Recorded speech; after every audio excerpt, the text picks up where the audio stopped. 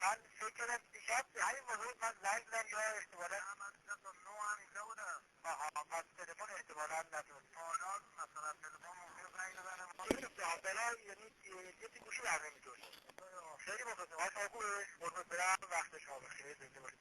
آقای علیخانی عدد خدمت شما که درخواست من که در شورا همکاران اطلاع دادیم. این شورای ماهمون چی شد برابرش؟ اطلاعات مستشار رو جلوتر زده بودیم که والا شنبه زده بودیم ما. من تقصیل کردم شما ترمایی ندیم. من چیزی رو در تابلو ندیدم. چرا کامپیوتری زده بودیم 4 روز جلوترم.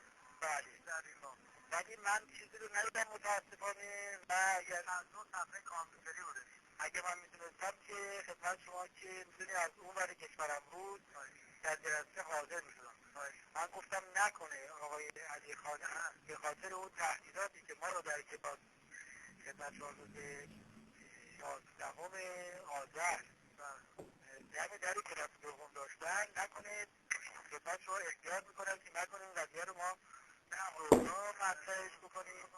آقای عامری هم گفته بودیم که به ما اطلاع بدید ما هم بزرگتر کنیم شما اطلاع رسیده بودید. بله خواهدتون هست در کاری که روز 11 آذر دم در کلاس من رو شما تحلیلش رو داشتید و می‌دارید که خلاصه قضیه رو با ضرب و شرط حل بکنید. خواهدتون هست که آقای علیخانی آقای علیخانی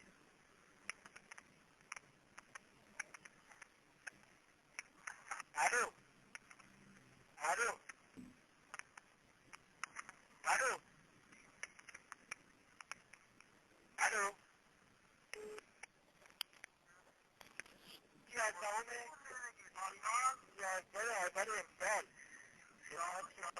آذر امسال چه؟ بله حالا خدمت شما که اون صحبت گرفتید من گفتم نکنید طریق احتیاط رو رعایت کردید که نکنه من جلوی از شما داشته باشم. گفتم نه آقا شما مشکلی نداشتید. من گفتم که جلسه اتفاقا من ناراحت شدم چرا شما تو جلسه تشریف نیاوردید. بله حالا قضیه که گذشت ولی من گفتم که معلمان باید تجربه بیش از این باشه بدونید. اصلا اتفاقا من ستار رو جلوترم این رو کرده بودیم تو تابلو. بعد آقای عامری هم گفته بود شما من بهشون تاکید کرده بودم نمیدونم اطلاع بدم مطالعه کردید. بله بعدم من اصلا تعجب کردم اونا چطور آقای مظاهری همیشه حضور از اطلاع ما چندین بار بوده شاید مثلا ماشینتون خراب شده یا چی شده. من آقا اگر ماشینم خراب شد آدرس میگرفتم خودم رو به هر وقتی اون مونده بود خودم رو وظیفه میرسوندم. ولی خدمت شما جناب از آقای عامری هم خوب خواهد بود که من ستار بودم جلوتر کردیم تو تابلو. بله البته من حدم بر مبنی بر این بود که گفتن نکنه آقای علی خانی روز 11 آذر در کلاس 2-1 تحلیلاتی که داشتن خدمت شما که گفتم نکنه خدمت شما که یه مقدار مجدر هستن و از این بابت که نکنه من صحبت رو در جلسه مطرحش بکنم و ما دوست داریم به انتقادات شما به نظرات شما توجه کنیم. تا همون فرمی که اون دفعه شما گفتید ما انجام دادیم برای کل کلاسام اجرا کردیم. اولیاء همه خوشحال بودن از این قضیه.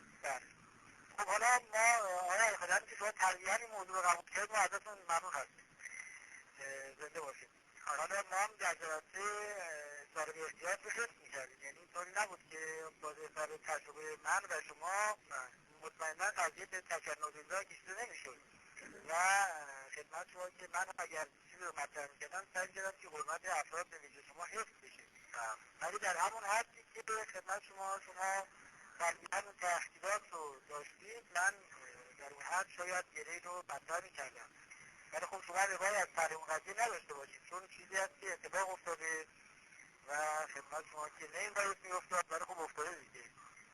چیه شما مطرح بود؟ اصلا خبر نداره شما چی میگید؟ آقا فراموش کردید روز 11 آذر چی هست؟ یعنی کلاس بعد دوم 1-2 حالا در اصل ما در بعد صحبتامون همین که شما محبت کردید که از ترجیح رو پذیرفتید ممنون هستم. ولی تجربه من رو شما حکم میکنه که خدمت شما یه مقدار با احتیاط‌تر برخورد بکنیم و جانب احترام طرفین رو حفظ بکنیم. بله بله. خب ممنون هستم آقا. همین کافی است. زنده باشید. برق‌ها صحیح کردید؟ من برق‌ها رو نه، برق‌ها بعد به تدریج صحیح کنم دیگه رو نه. هنوز دستش نداشتم. چطور اگه؟ وضعیت برق‌ها چطوره بود؟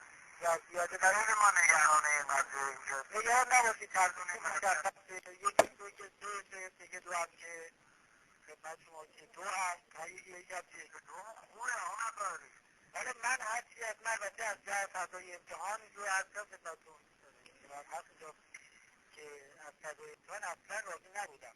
البته این به معنای اهانت به همکارامون نبود، ولی خب در حال اگر دو نفر از کم بشینن کنترل چشم‌ها یه مقدار مشکل میشه و تعلق بچه‌ها بله منظورم همین است. یعنی فضای امتحان از نظر من فضای سالمی نبود. هر چقدر هم ساده باشه فضا باید سالم نبود. بسید که متاسفانه اجازه نداره دانش آموز رو بیاریم بیرون طبق قانون. حالا من نمیدونم فضای تامین سلامتی فضای امتحان که معلم که سر کلاسی که آدم نمیتونه بره بهش بگه مراقب باش.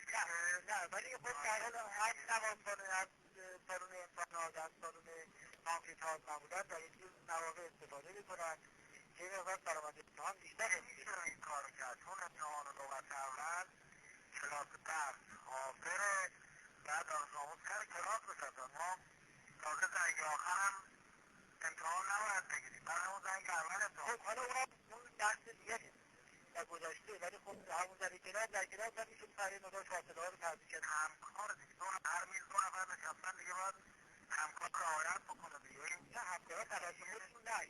من معتقد نیستم به اینکه همکارا ارائه کرده باشم ولی یه مسئله همکار باید درسته. اگر دو نفر نزدیک هم باشن در حال آقا در هر صورت همین که بعد صحبت با همکاری کرد ممنون هستم. باید کاری ندارید. زنده باشید.